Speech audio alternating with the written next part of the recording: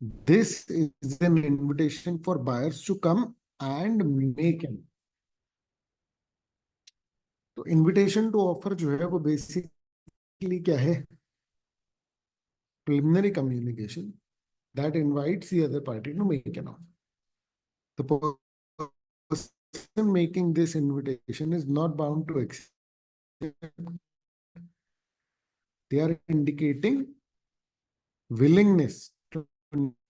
This is an invitation for buyers to come and bid. The actual offer is made by the bidder and the auctioneer accepts or rejects. ठीक है? मतलब अगर मैंने एक नीलामी का नोटिस दिया पेपर में, ठीक है, एक क्वेश्चन है एग्जाम में भी आ चुका है, उसमें ये लिखा था कि भाई एक बंदा है, उसने नीलामी के लिए क्या दिया, ठीक है ना, उसने ये नोटिस दिया रायपुर में, और इसको देख करके एक बंदा जो है वो कहाँ से आया? चेन्नई से। तो उसका आने जाने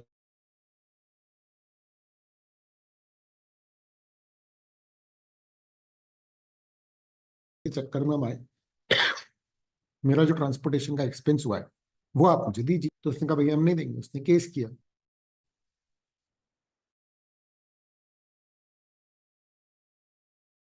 तो ये जो केस है ये उस व्यक्ति के फेवर में डिसाइड हुआ जिसने ऑक्शन कर, उसके ऊपर कोई ऑब्लिगेशन नहीं आई, इसके ऊपर जिसने ऑक्शन का नोटिस दिया था, ठीक है। और इस कारण से मतलब उसके ऊपर कोई लाइबिलिटी आने वाली नहीं। क्या ये क्लियर है? ठीक है, क्लियर है बेटा?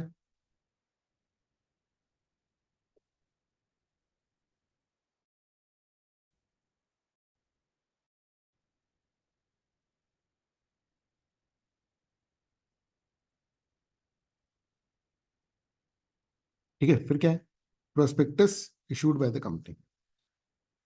नोट कर लो, है ना, लिख लो कुछ कुछ। अगर कंपनी ने प्रोस्पेक्टस इशू किया है तो that prospectus is just, that prospectus is just an invitation. That is not an offer. बोलो क्या बेटा?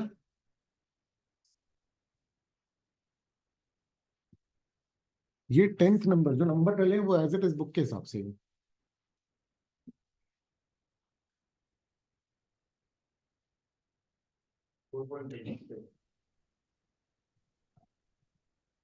हम्म,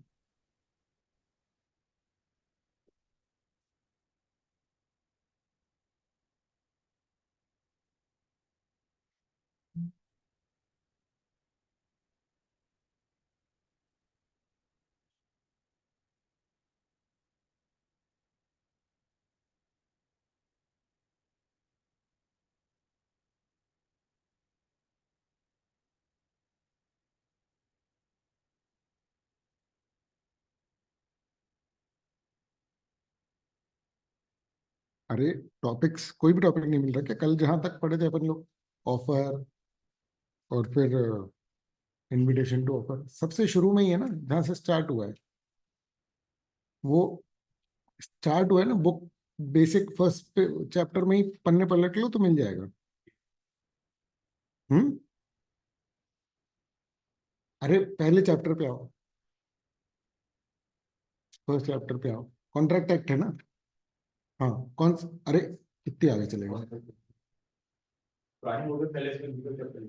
अच्छा ठीक है, हाँ कॉन्ट्रैक्ट एक्ट पे आओ।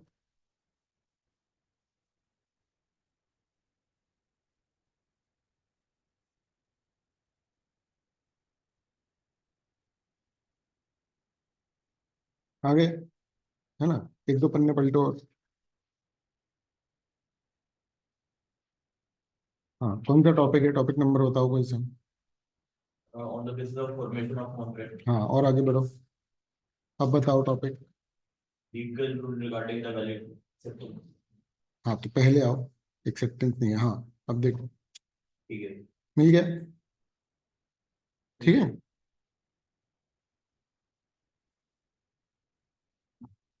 चलो, ठीक है, अब देखो,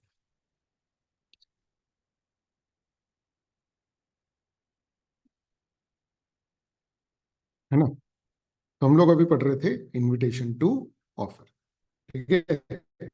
इनविटेशन टू ऑफर का क्या सीन है कि ये ऑफर से पहले आता है, ऑफर से पहले आता है ये, ठीक है ना। चलो, तब देखो, a statement of price is not an offer. Price बताना बेसिकली क्या कहलाता है, इनविटेशन टू।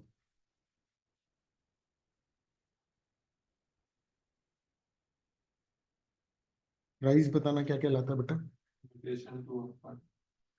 ठीक है ना। हार्वी फेसी के केस के अनुसार, ठीक है, सबसे कम प्राइस, मतलब आप किसी को बता रहे हो कि ये मिनिमम प्राइस है, इतने पे हम बेचेंगे, इसका ये मतलब नहीं है कि हमने क्या किया है, ऑफर। क्लियर है।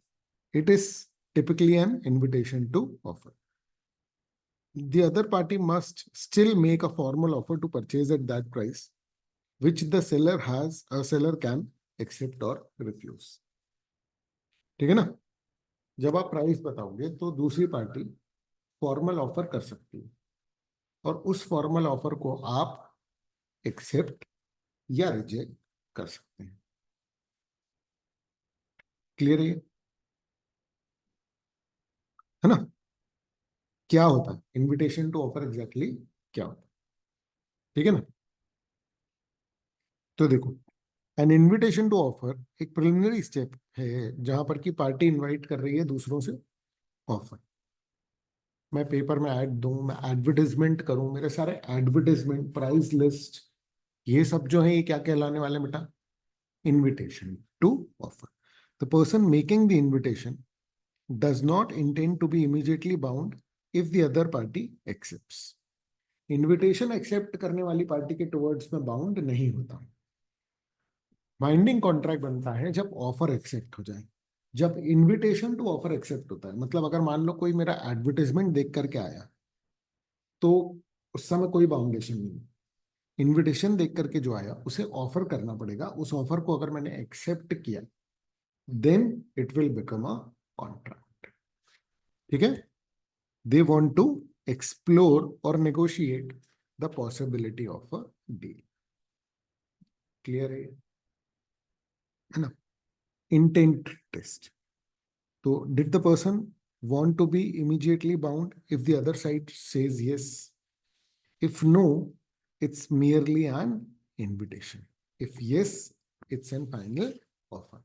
अब ये जो है ये क्या है, ये बेटा कि आप कैसे पहचानोगे कोई चीज इनविटेशन टू ऑफर है या ऑफर है। आप कैसे पहचानेंगे कि कोई चीज इनविटेशन टू ऑफर है या ऑफर है। तो इसके लिए इसका टेस्ट ये दिया हुआ है कि एक बार एक्सेप्ट करके देखो। अगर मान लो आप एक्सेप्ट करते हो और वो क्या बन जाता है, कॉन्ट्रैक्ट, मतलब अब कुछ करना बाकी नहीं है उसके आगे। जैसे मान लो कि मैंने किसी को बोला कि भाई ये कैलकुलेटर 400 रुपये में खरीदोगे क्या, अगर अगले ने हाँ बोला तो अब कुछ करना बाकी नहीं है, अब तो सिर्फ परफॉर्मेंस बची हुई है। मतलब ये क्या था, और मान लो कि मैं बोलूँ कि यार मैं सोच रहा हूँ कि इस कैलकुलेटर को 400 रुपये में बेच दो, सामने वाले ने हाँ बोला, नोटिस करके देखो किस बात का हाँ है ये, क्या ये ऑफर की एक्सेप्टेंस का हाँ है। उसने बोला हाँ यार तुमको ये बेच लेना चाहिए। आप पॉइंट समझ रहे हो, ठीक है। मैं उसको बोल रहा हूँ क्या क्या मैं इसको 400 रुपये में बेच लूँ क्या, समझ में आ रही है बात, ठीक है। क्लियर है।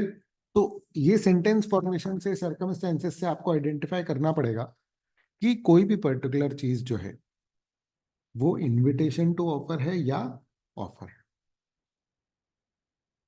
क्लियर है, क्लियर है, क्लियर है। ऑफर और इनविटेशन टू ऑफर में क्या फर्क है, इनविटेशन टू ऑफर एक्सेप्ट करने से बनता है offer. Invitation to offer accept करने से क्या बनता है बेटा? ऑफर। ठीक। और ऑफर एक्सेप्ट करने से क्या बन जाता है? एक बार यहां तक का रीड कीजिए, ये डिफरेंस रीड करो। पहले क्या आता है? पहले आता है invitation to offer, intention. Offer की इंटेंशन कॉन्ट्रैक्ट बनाने की होती है, इनविटेशन की इंटेंशन क्या होती है? ऑफर्स में अट्रैक्ट करने की कोशिश करता है।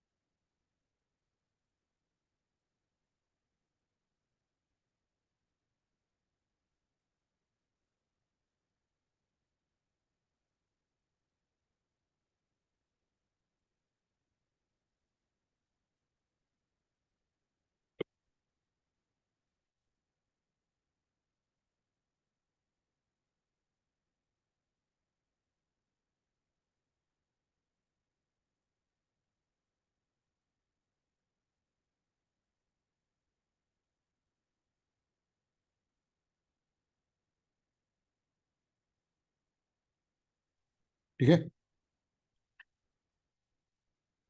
अब टिपिकल इनविटेशंस टू ऑफर, तो आमतौर पर क्या क्या है? Prospectus.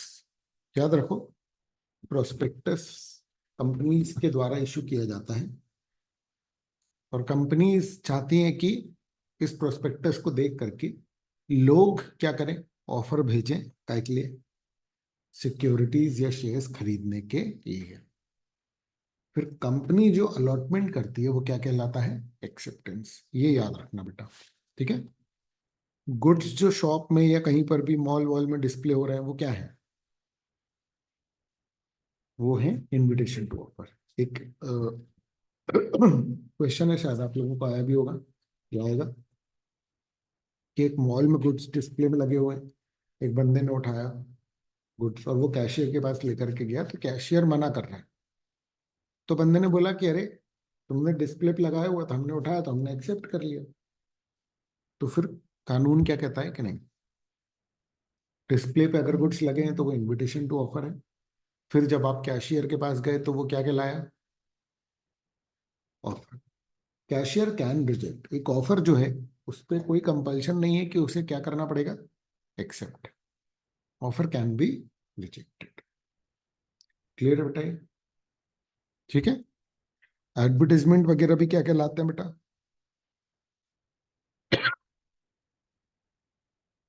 Invitation to offer. Price बताना, प्राइस लिस्ट शो करना, ये सब क्या कहलाते हैं बेटा? क्लियर है ये?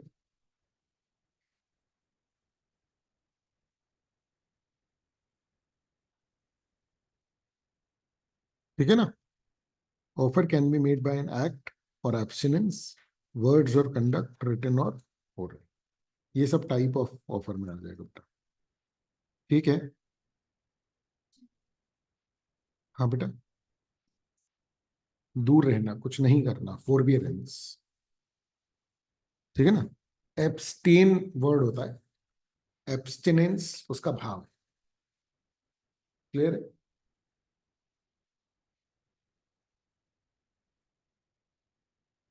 समझ गए हम लोग ऑफर को। अब हम लोग करते हैं एक्सेप्टेंस। ठीक है। तो जब भी कोई ऑफर है जिसको कि ऑफिशियली कानून ने प्रपोजल वर्ड दिया, अगर उस ऑफर को एक्सेप्टेंस मिल जाए तो कॉन्ट्रैक्ट जो है वो इट कम्स इनटू एग्जिस्टेंस। है ना, सेक्शन नंबर याद रखना, ये लिखना पड़ेगा एग्जाम में। When the person to whom the proposal is made, ठीक है, जिसको प्रपोजल किया गया उसने अपनी एसेंट दे दी। एसेंट मतलब एक्सेप्टेंस, ठीक है बेटा। The proposal is said to be accepted. The proposal when accepted becomes a promise. Clear है? तो देखो, पर्सन जिसको प्रपोजल किया गया है, जैसे ए ने अपनी कार ऑफर करी बी को 2 लाख रुपए में, यहाँ ए ऑफरर है और बी जो है वो बेटा क्या है, ऑफरी। ठीक है ना। जिसको ऑफर किया गया वो कंसेंट दे रहा है बेटा, कंसेंट मतलब वो हाँ बोल रहा है। If B conveys that he agrees to buy the car from A at rupees 2 lakhs, B signifies his consent. Clear है? ये प्रपोजल क्या बन जाता है बेटा, एक्सेप्टेड प्रपोजल। एक बार बी ने कंसेंट दी तो प्रपोजल को क्या मान लिया जाता है कि वो क्या हो गया बेटा, accept. Accepted proposal becomes a promise. जैसे ही प्रपोजल एक्सेप्ट हुआ तो वो क्या बन जाता है बेटा, प्रॉमिस। इसको देखो एक बार रीड करो।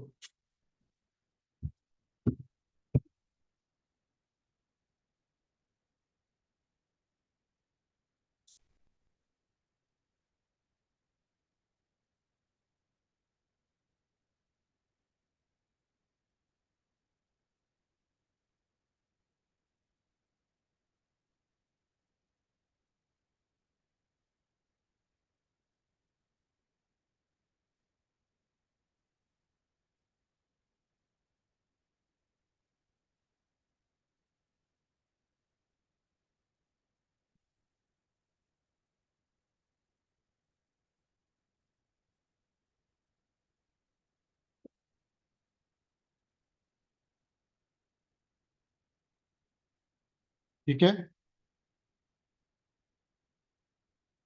अब देखो ऑफर और एक्सेप्टेंस का क्या रिलेशन। तो एक जज ने कहा था, ठीक है,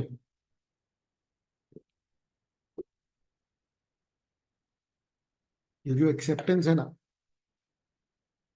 वो ऑफर के लिए ऐसा है जैसे कि बारूद के ढेर के लिए जलती हुई माचिस की तीली। मतलब माचिस की तीली क्या है, एक्सेप्टेंस, और ऑफर क्या है, बारूद का ढेर। एक बार एक्सेप्टेंस अगर मिल गई ऑफर, तो फिर अब कुछ भी नहीं हो सकता, वो बन गया कॉन्ट्रैक्ट। लेकिन अगर मान लो क्या है, जब तक तीली बारूद के पास नहीं गई बारूद हट सकता है, यह है ऑफर का नेचर। यानी कि जब किसी ने ऑफर किया तो एक्सेप्टेंस से पहले वो उसके ऊपर कोई ऑब्लिगेशन नहीं, वो ऑफर अपना वापस खींच ले। जैसे मैं तुमसे बोल रहा हूँ क्या तुम मेरा कैलकुलेटर खरीदोगे, तुम्हारे जवाब देने से पहले मैं अपना इरादा बदल सकता हूँ। पर एक बार तुमने बोल दिया हाँ, अब हम दोनों बंद करें, तुम्हें पैसे देने पड़ेंगे, मुझे कैलकुलेटर। क्या है, क्लियर है? यही है कॉन्ट्रैक्ट। समझ में आ रहा है?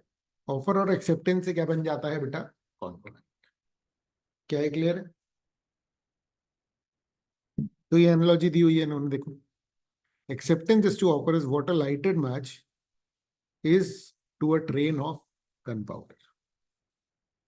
An offer alone is inert. Inert मतलब कुछ एक्टिव नहीं, ठीक है ना, और इससे कोई लीगल रिलेशनशिप नहीं बनता। एक्सेप्टेंस जो lighted match is what activates the offer into a promise, ठीक है ना, making it binding. Once accepted, it's too late to revoke because the contractual relationship has effectively exploded into a promise. क्या है, clear?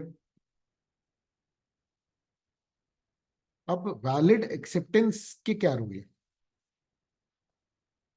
तो बेटा देखो, acceptance हो जाने से क्या होता है, कॉन्ट्रैक्ट बन जाता है, ठीक है ना। लेकिन अगर एक्सेप्टेंस वैलिड नहीं है तो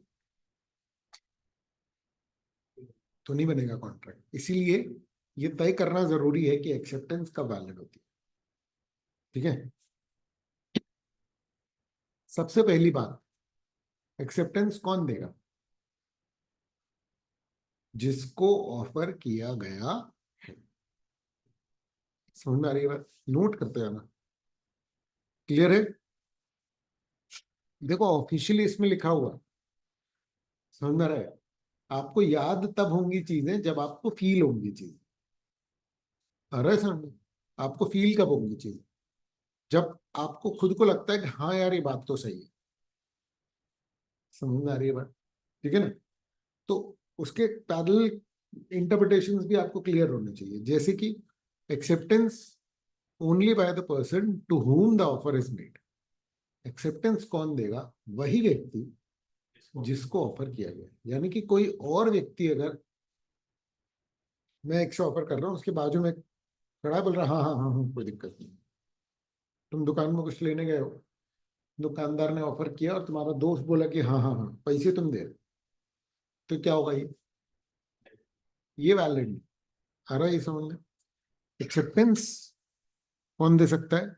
सिर्फ वही व्यक्ति जिसको ऑफर किया गया।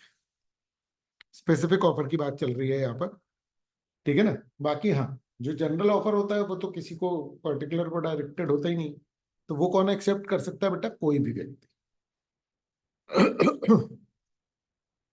तो केस कौन सा है? बॉल्टन जोन्स वाला। Bolton purchased a business from Brocklehurst, ठीक है। जोन्स जो है एक क्रेडिटर है किसका? ब्रोकलहर्स्ट का। ये ना थोड़ा नाम ऐसे हो जाते हैं ना, ठीक है। तो बीके जो है ना, इसने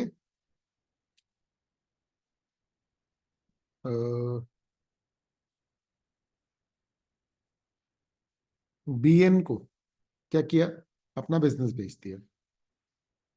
जे जो है वो क्रेडिटर है किसका?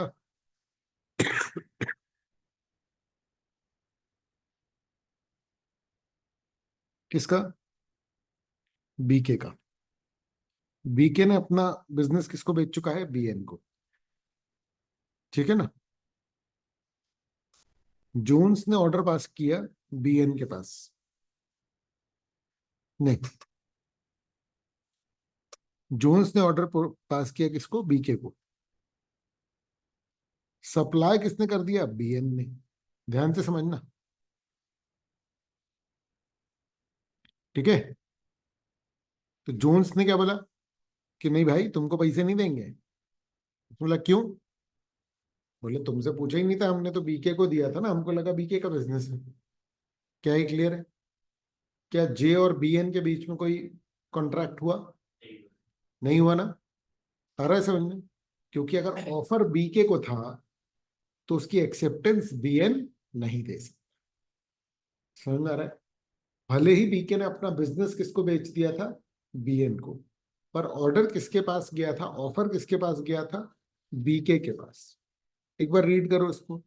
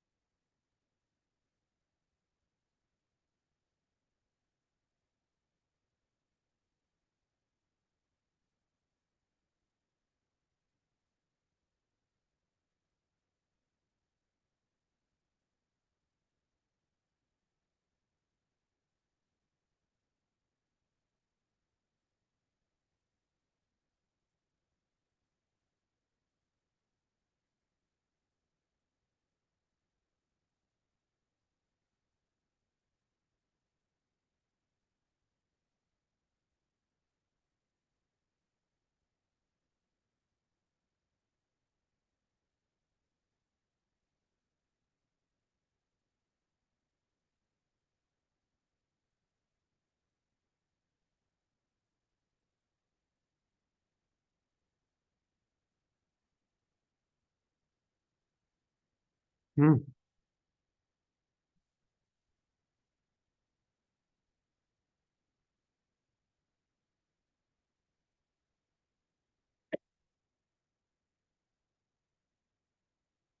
ठीक है, समझ गए बेटा ये वाला केस? अच्छा, जो जनरल ऑफर होता है उसके साथ क्या सीन है? It can be accepted by any person, क्योंकि ये ऑफर किसी पर्टिकुलर व्यक्ति को डायरेक्ट किया ही नहीं गया है। ठीक है ना? मेरा गला दुख रहा है तो मेरे को बोलते नहीं बन रहा है इतना अच्छे से। ठीक है, तो आज थोड़ा सा एडजस्ट कर लेंगे। ठीक है, फिर दूसरा पॉइंट क्या है? Acceptance must be absolute and unqualified. इसका मतलब एक्सेप्टेंस के समय कोई कंडीशन नहीं रखी जाएगी, ये नोट कर लो।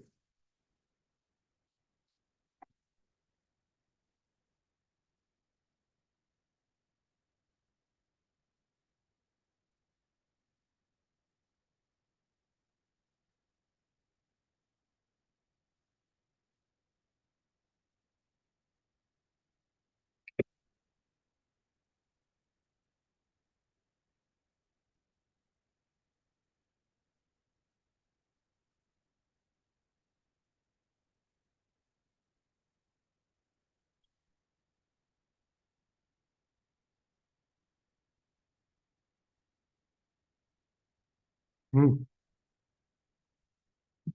ठीक है, तो बेटा एक्सेप्टेंस तभी वैलिड होगी जब वो अनकंडीशनल होगी, है ना? और एक्सेप्टेंस उसी तरीके से दी जा सकती है जिस तरीके से ऑफर ने बोला है कि एक्सेप्टेंस देना। समझे क्या? तो एक्सेप्टेंस तभी वैलिड होगी जब वो अनकंडीशनल होगी और उस तरीके से दी जाएगी जैसा कि ऑफर ने बोला है। जैसे मान लो ऑफर ने बोला कि भाई एक्सेप्टेंस रिटर्न में ही चाहिए, तो एक्सेप्टेंस रिटर्न में ही जाएगी। ठीक है, नहीं नहीं, टाइम लग जाएगा, है ना? एक सेकंड इसको लिख कर।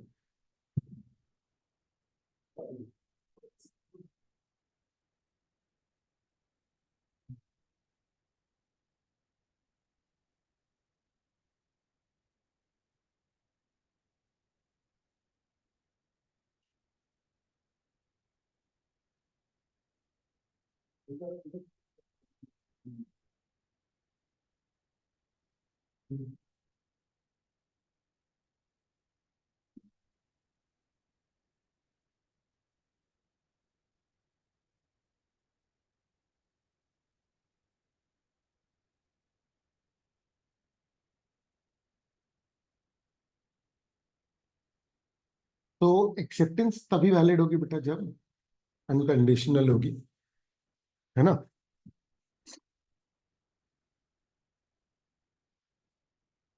तो जैसे एम ने क्या किया, 280 पाउंड की जमीन बेच रहा है। ठीक है ना? एन ने बोला हाँ मैं एक्सेप्ट कर रहा हूं। एक्सेप्ट कर लिया, कह रहा है ये लो 80 पाउंड, बाकी 50-50 करके 4 बार में दे दूंगा। बताओ आप, क्या ये एक्सेप्टेंस वैलिड एक्सेप्टेंस है? इनवैलिड क्यों? कंडीशन है। ऑपरेट है ऐसा कुछ है नहीं। पॉइंट ये है कि भाई इंस्टॉलमेंट की बात ही कहाँ हो। अगर वो 280 पाउंड का बेच रहा है और वो खरीद रहा है, तो उसको पूरा कंसिडरेशन देना पड़ेगा, इसको भी पूरा कंसिडरेशन एट ए टाइम देना पड़ेगा। अगर वो इंस्टॉलमेंट में पे करना चाह रहा था तो ये बात उसको उसी समय करनी पड़ेगी। वो ऐसा नहीं कर सकता कि हाँ मैंने एक्सेप्ट कर लिया, अब मैं इंस्टॉलमेंट अपने हिसाब से डिसाइड करूंगा। समझ में आ रहा है? This is not a valid acceptance. और वो कैंसिल कर सकता है, एम जो है वो कैंसिल कर सकता है इस ट्रांजेक्शन को। नॉट अनक्वालिफाइड थी मतलब कि क्वालिफाइड। ऐसी एक्सेप्टेंस को क्या बोला जाएगा? कंडीशनल। क्लियर है?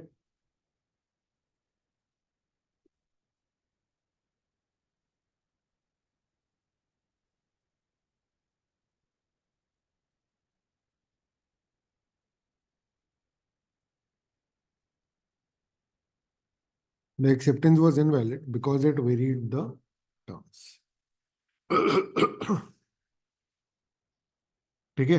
If B tries to bargain or counters the original offer, it's a counter offer which terminates the original. ठीक है बेटा?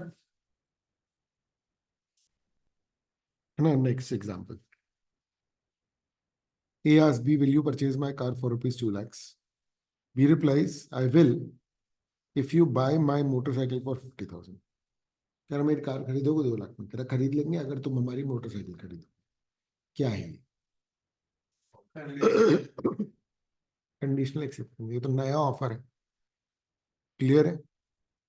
This is not a valid acceptance but a counter offer. Clear है ना? However, B simply adds a non-essential condition. अब देखो ध्यान से समझना। मान लो कि B बोले कि भाई मैं खरीद लूंगा car subject to valid RC, लेकिन आरसी पहले देखूंगा। क्या ये कंडीशनल एक्सेप्टेंस है? Yes. नहीं। ये कंडीशनल एक्सेप्टेंस नहीं है। ध्यान से समझो। अगर मैं कार खरीद रहा हूं तो वैलिड आरसी तो होनी ही चाहिए ना अगले के पास। तो ये मेरी तरफ से कोई वैसी वाली कंडीशन नहीं है कि तुम ये नहीं निभाओगे तो हम कह रहा वो कह रहा वैलिड आरसी होनी चाहिए। अब सोच करके देखो, अगर वैलिड आरसी नहीं है तो भी क्या ये कार खरीद लेगा? नहीं ना। तो ये तो उसकी बात ही क्या हो रही है? अपहेल्ड हो रही है ना। कार खरीदने के लिए ही तो जरूरी है। नहीं आया समझ में? तो वैलिड आरसी मांगना कोई अलग से कंडीशन नहीं कहलाई, उसी बात को पूरा करना कहलाया। बोलो ये क्लियर है क्या? इट रिमेन्स अनकंडीशनल क्योंकि वैलिड आरसी एक इम्प्लाइड स्टैंडर्ड रिक्वायरमेंट है। बोलो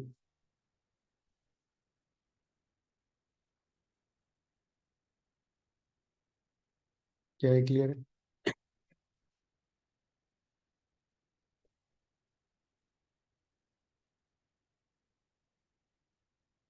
एक्सेप्टेंस जब भी होगी, हम क्या पढ़ रहे हैं? Rules for valid acceptance. पहला क्या था?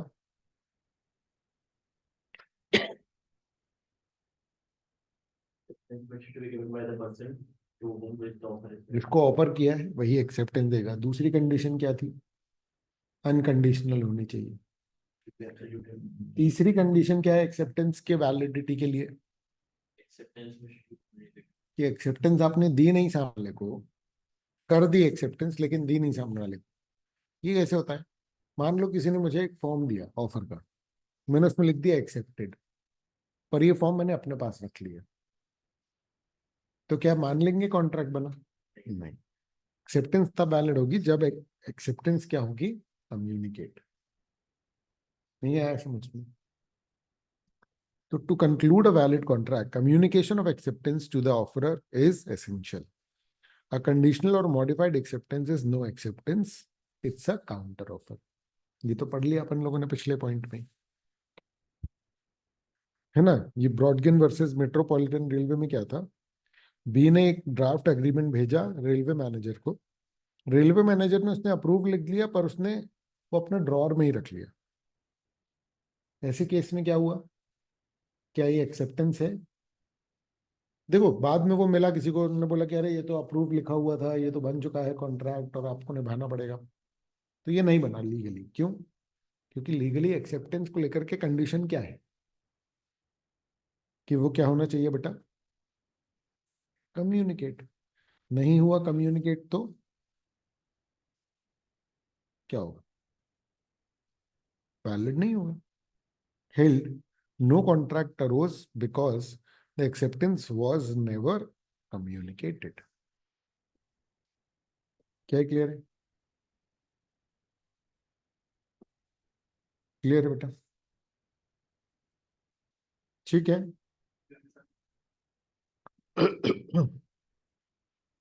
ए प्रपोज मैरिज टू बी, है ना?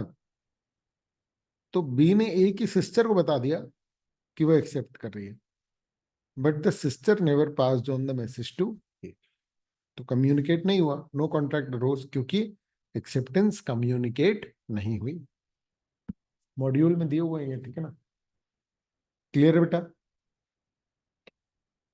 Acceptance must be in the prescribed mode. If the offer prescribes a mode of acceptance, the offeree must use that mode. बोलो बेटा, समझे क्या? मान लो उसने बोला है कि मुझे लेटर से बताना, मुझे लिख करके ही बताना, या मुझे फोन करके ही बताना। अगर ऑफरर ने कुछ ऐसा पर्टिकुलर चीज मेंशन किया हुआ है तो वो निभाना पड़ेगा। किसको? ऑफर पाने वाले को। बिल्कुल सही, मतलब एक्सेप्ट जो कर रहा है उसको निभाना पड़ेगा। अगर नहीं निभाया तो इनवैलिड है ऑफर। इनवैलिड है एक्सेप्टेंस। एक्सेप्टेंस, तो कॉन्ट्रैक्ट नहीं बनेगा। क्लियर है ये?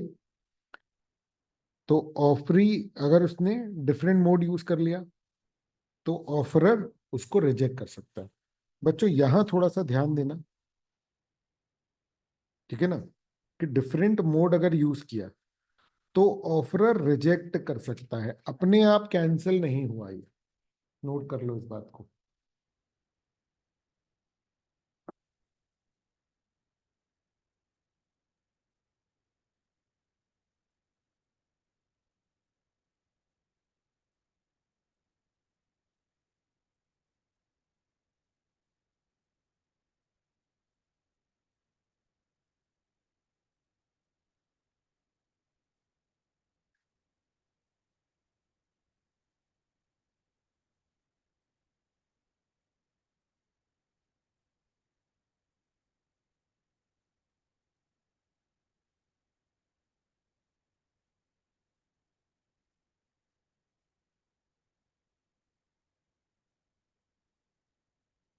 एक्सेप्ट कर सकते हैं, जैसे उसने राइटिंग में हाँ ऑफर। हाँ, यही तो मेन बात है कि मोड अगर आपने डिफरेंट यूज किया तो वो अपने आप कैंसिल नहीं हो जाता, फिर वो किस पे आ जाता है? ऑफरर पे।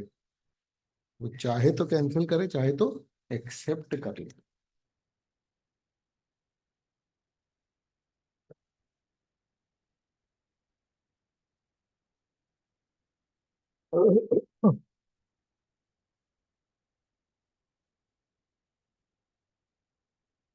ठीक है बेटा?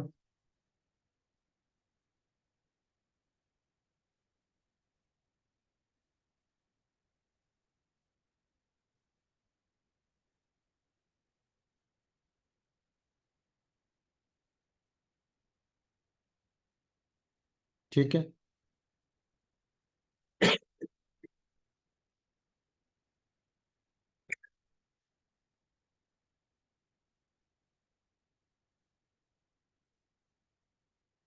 इफ ही रिमेन साइलेंट, कौन? हम्म, तो it is assumed to be a valid acceptance. भले ही इसने क्या किया था? दूसरे मोड में मोहम्मद। वेरी गुड, आ रहा है समझ में? ठीक है, उसने डिफरेंट मोड में एक्सेप्टेंस दी, फिर भी वो वैलिड हो जाएगी अगर ऑफरर ने कुछ भी नहीं बोला था। कहाँ ऑटोमेटिक है? बाय डिफॉल्ट क्या होगा? और चैलेंज करने से। देखो जब अपन लोग वॉइड पढ़ते हैं तो वॉइड का मतलब क्या होता है? जो कैंसिल, कानून ने ही बोल दिया कि कैंसिल है। और वॉइडेबल, तो इसमें अंतर है।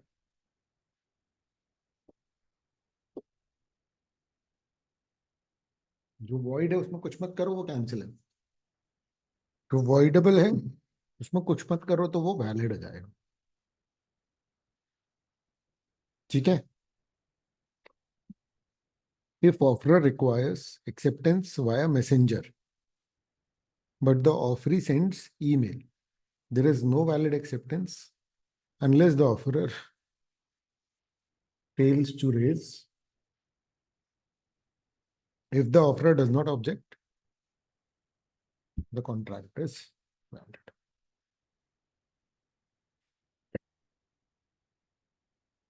ठीक है? जैसे इन द केस उसने ईमेल भेजा, ईमेल ऑफर ने देखा ही नहीं। नहीं, ये अलग केस है, ये भी पढ़ेंगे अपन लोग, हमारा समझ, ठीक है ना? तो अभी कम्युनिकेशन अलग से टॉपिक भी आएगा।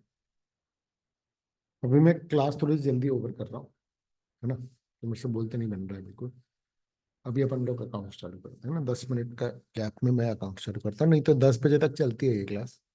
ठीक है ब्रज, है ना? आज मेरी तबीयत खराब है, इस कारण से मैं कैंसिल कर रहा हूँ, मतलब अभी वाली क्लास ओवर कर रहा हूँ। अकाउंट्स चालू कर लेंगे 10 मिनट के बाद, ठीक है?